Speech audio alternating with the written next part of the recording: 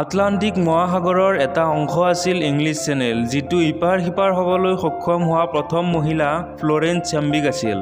Florence চেম্বিকে world record বনাবৰ বাবে swim sweet পিন্ধি পানীত নামিল। তেওঁ 16 ঘণ্টা একেৰাহে পানীত সাঁতুৰি আছিল। সমুদ্ৰ বৰফৰ দৰে চেঁচা আছিল আৰু চাৰিওফালে ঘন কুঁৱলীয়ে আৱৰি আছিল। তেওঁ ঘন কুঁৱলীৰ বাবে চকুৰে একো দেখি পোৱা নাছিল। সকলোৱে ভাবিছিল তেওঁ যাত্ৰা সম্পূৰ্ণ কৰিব পাৰিব, কিয়নো তেওঁ আগতেও বহুত ৰেকৰ্ড বনাই থৈছিল। ঘন কুঁৱলীৰ বাবে একো দেখি নোপোৱাত তেওঁ অৱশেষত হাৰ মানিলে। যেতিয়া তেওঁৰ টীমে তেওঁক বাহিৰলৈ আনিলে, তেওঁ গম পালে যে 16 ঘণ্টা একেৰাহে সাঁতোৰাৰ পিছত নিজৰ লক্ষ্যৰ পৰা মাত্ৰ 1 কিলোমিটাৰতকৈ কম দূৰত্বত তেওঁ হাৰ মানিলে। এই ঘটনাটোৱে তেওঁৰ জীৱনত এটা ডাঙৰ শিক্ষা দিলে। 2 মাহৰ পাছত আকৌ সেই একে স্থানতে তেওঁ ৱৰ্ল্ড ৰেকৰ্ড বনাবৰ বাবে পানীত নামিল। এইবাৰো তেওঁ চকুৰে একো দেখি পোৱা নাছিল, কিন্তু এইবাৰ তেওঁৰ লক্ষ্যৰ এখন ক্লিয়াৰ ছবি তেওঁৰ মাইণ্ডত আছিল। যে কুঁৱলীৰ সিপাৰে তেওঁৰ লক্ষ্যই তেওঁক অপেক্ষা কৰি আছে।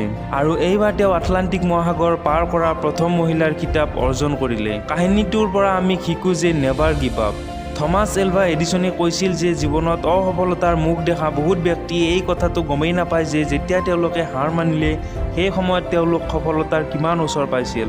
আমি বহুত কঠিন পৰিশ্ৰম কৰিও সফলতাৰ বহুত ওচৰলৈ গৈ এইবাবে হাৰ মানি লওঁ, কিয়নো তেতিয়া আমাৰ মাইণ্ডত আমাৰ লক্ষ্যক লৈ কোনো ক্লিয়াৰ ভিজন নাথাকে।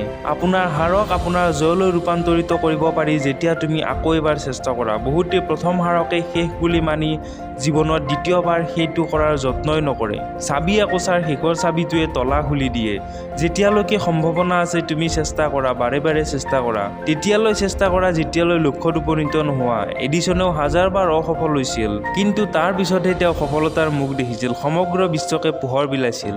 যদি তেওঁ শেষৰবাৰ চেষ্টা নকৰিলে হয়, আজি সমগ্ৰ পৃথিৱী অন্ধকাৰত থাকিব লাগিল হয়।